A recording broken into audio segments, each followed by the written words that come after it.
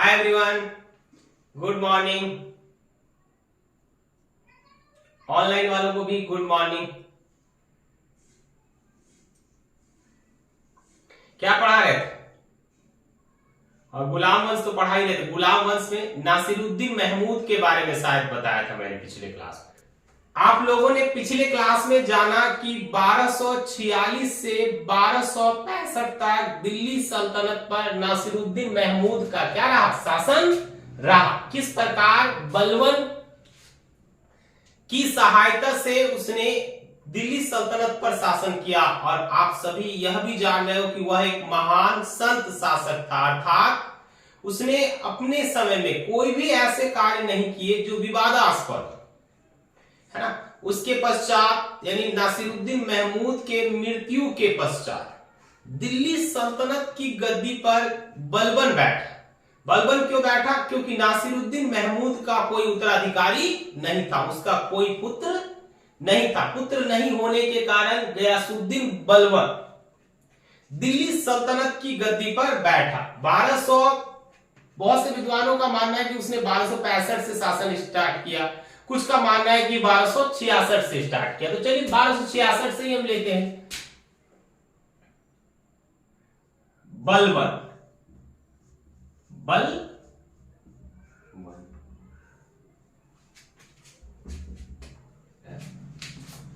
1266 से 1287 ईस्वी तक दिल्ली सल्तनत पर बलबन का शासन रहा। बलबन का पूरा नाम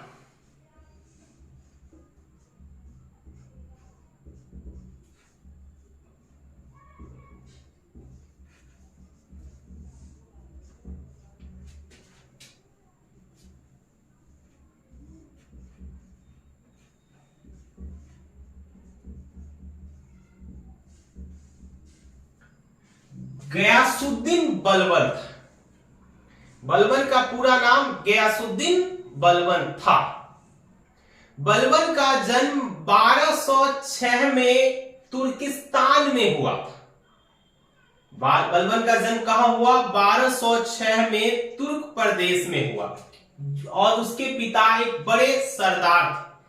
उसके पिता वहां मौजूद एक बड़े कबीले के सरदार थे। किंतु बचपन में ही बलबन को जो है मंगोलों ने पकड़कर क्या किया? उसे बगदाद के बाजार में ले जाकर बेच दिया। मंगोल जो थे ना, वो जो हष्ट पुष्ट लोग होते थे, उसे पकड़कर क्या करते थे? बाजार में ले जाकर बेच दिया करते थे।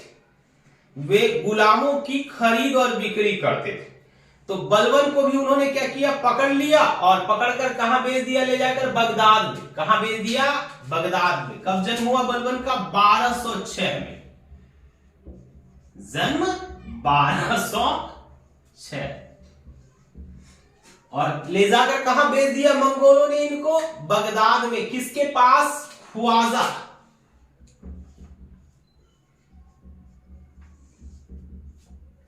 जमालुद्दीन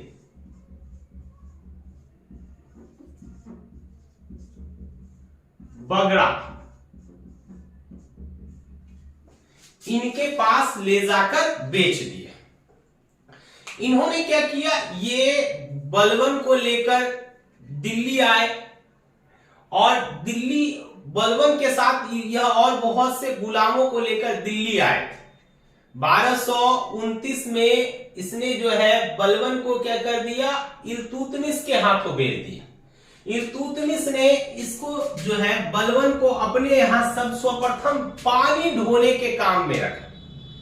किस काम में? पानी ढोने के काम में। और बलबन ने अपने उत्तरदायित्व का बहुत अच्छी तरीके से निर्वाह किया।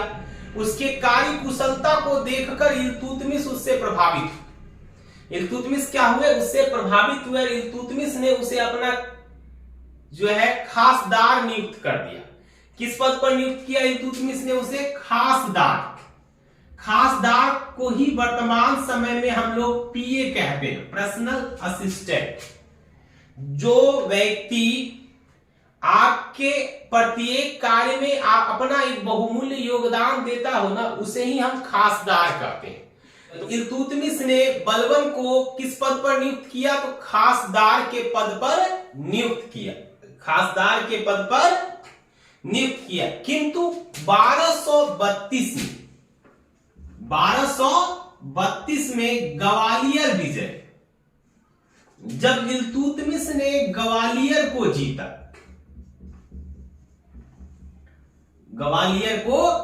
तो ग्वालियर विजय के पश्चात जो है इल्तुतमिश ने बलबन को तुर्कान-ए-चहलगानी यानी चालीसा का सदस्य नियुक्त किया। क्यों नियुक्त किया? क्योंकि ग्वालियर के युद्ध में बलबन ने बड़ी वीरता से इल्तुतमिश का साथ दिया था। उसके इस विजय अभियान से प्रसन्न होकर इल्तुतमिश ने बलबन को तुर्कान-ए-चहलगानी का क्या बना दिया? सदस्य बना दिया। और यही से बलबन के विकास की कहानी प्रारंभ होती है।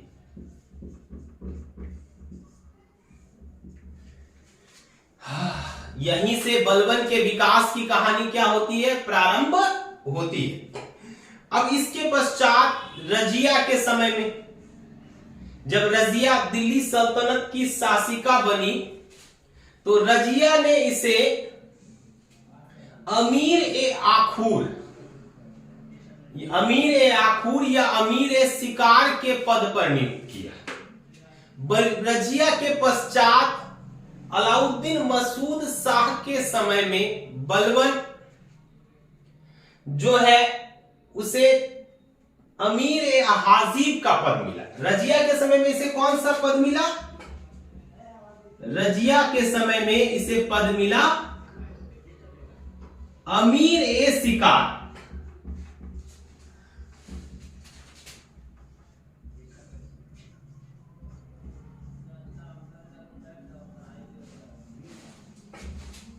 उसके पश्चात मसूद शाह ने इसे कौन सा पद दिया?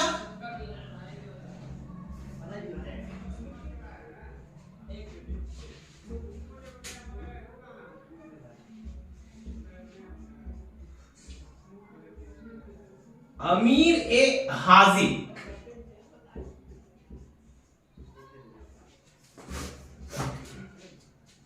इस पद के पश्चात दिनादून बलबन के महत्वाकांक्षा और उसकी प्रतिष्ठा में वृद्धि हुई। अब बलबन इतना अधिक शक्तिशाली हो चुका था कि वह दिल्ली सल्तनत के शासकों के चयन में भी अपना एक महत्वपूर्ण योगदान देने लगा था। मैं आपको पहले ही बता चुका हूं कि दिल्ली सल्तनत में उसी शासक को बैठाया जाता था जिसे अमीरों का समर्थन प्राप्त था, अर्थात जिसे तुर्कान-ए-चहलगानी का समर्थन प्राप्त होता था। और इन चालीसा दल में स्वयं बलबन भी शामिल था। तो इन सब के बारे में आप पहले भी जान चुके हो।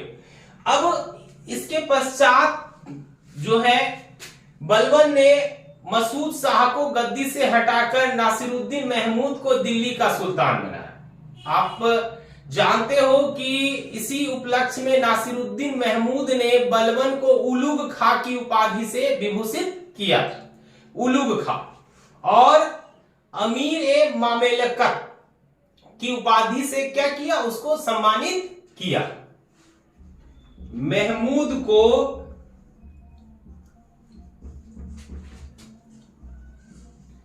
दिल्ली का सुल्तान बनाया।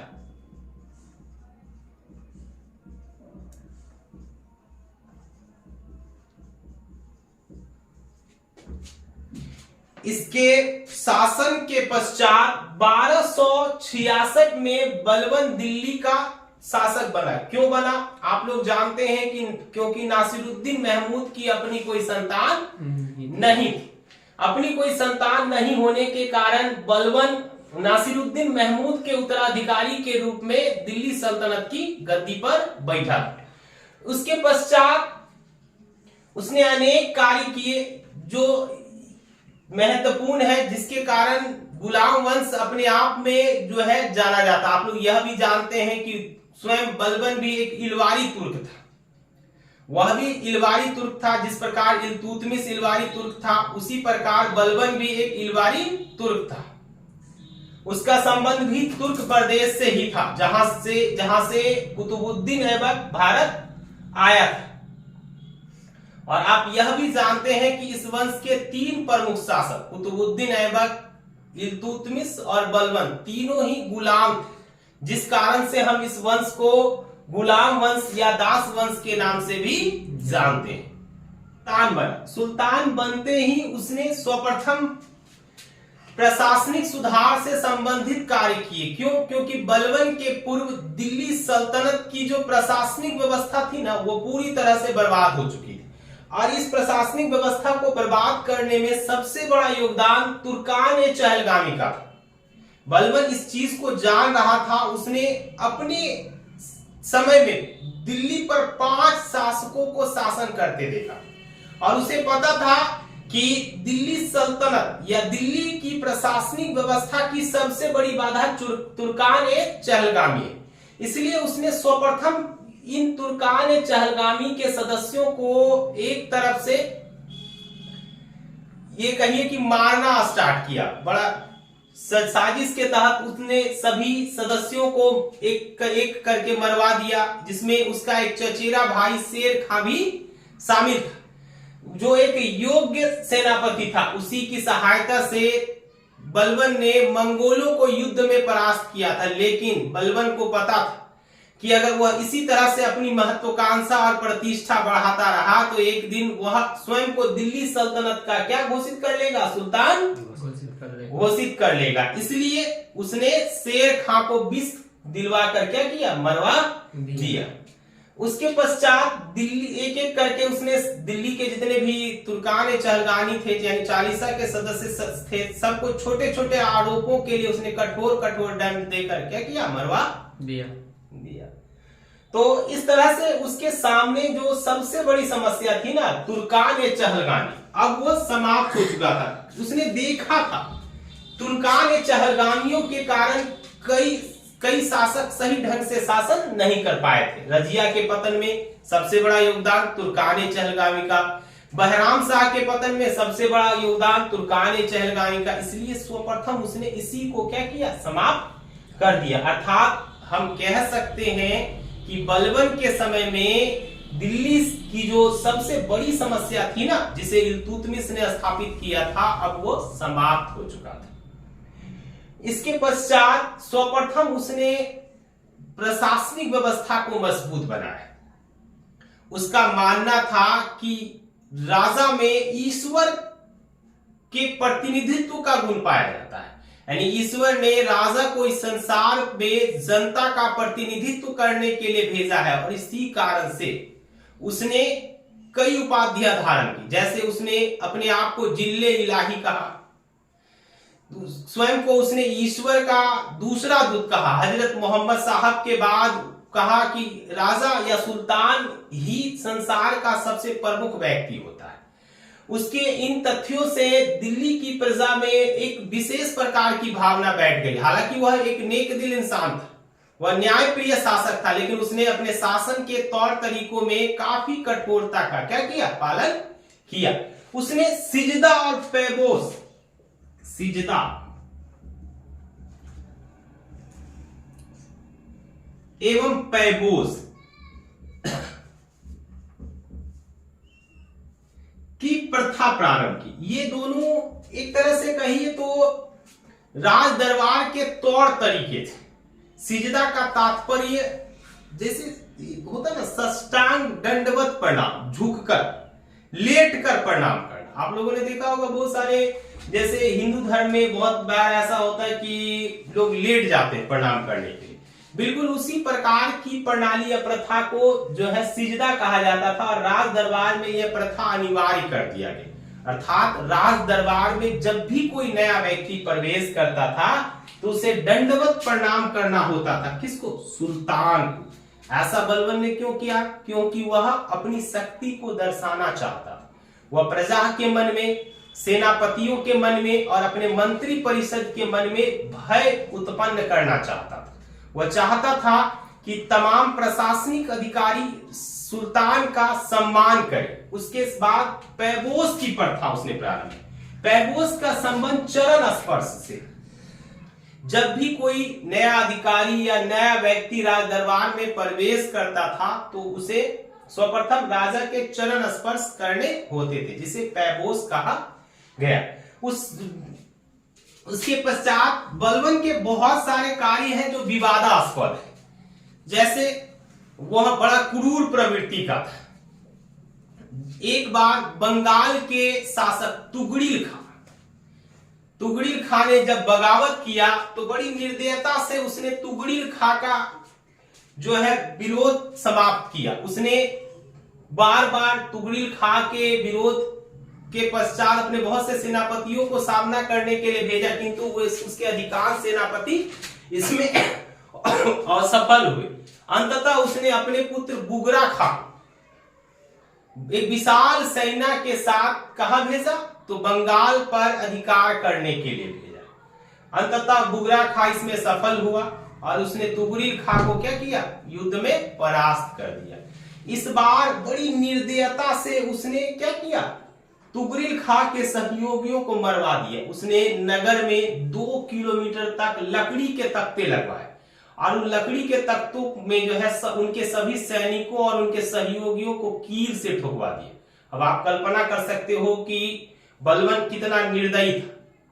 वह छोटे छोटे दंडों के लिए जो है अपने अधिकारियों को या फिर किसी भी अपने शत्रु को कठोर से कठोर दंड देने से तनिक भी हिचकता नहीं था, जिसके कारण उससे अधिकांश लोग भय खाते थे। उसके जो संरक्षक थे ना, जिसको हम लोग बॉडीगार्ड कहते हैं, अधिकांश बॉडीगार्ड उसके आसपास खुली तलवार लेकर घूमते थे, जिसे देखकर लोगों के मन में बलबन के प्रति भय का भाव उत्पन्न होता था। उसके जो है अनेकों पुत्र थे, जिसमें से सबसे ज्यादा जो प्रसिद्ध था ना, जिससे बलबन सबसे ज्यादा प्रेम करता था, उसका नाम था शहजादा मोहम्मद।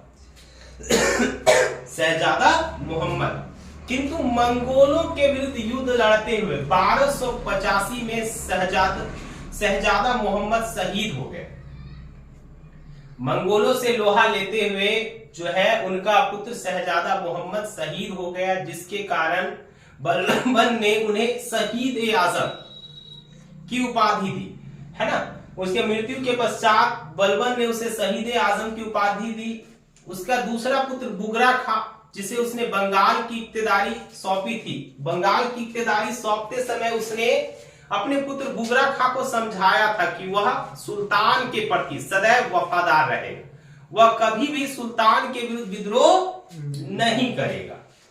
उसके पश्चात अपने पुत्र शहजादा मोहम्मद की मृत्यु के पश्चात जो है बलबन बीमार रहने लगा और अंततः 1287 में उसकी मृत्यु हो गई। 1287 में क्या हो गई, पुत्र वियोग के कारण, पुत्र वियोग के कारण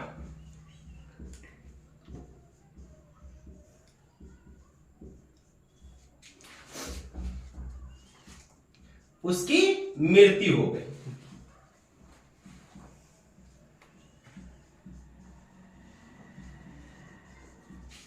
उसकी मृत्यु के पश्चात शहजादा मोहम्मद का पुत्र के खुसरो दिल्ली की गद्दी पर बैठा।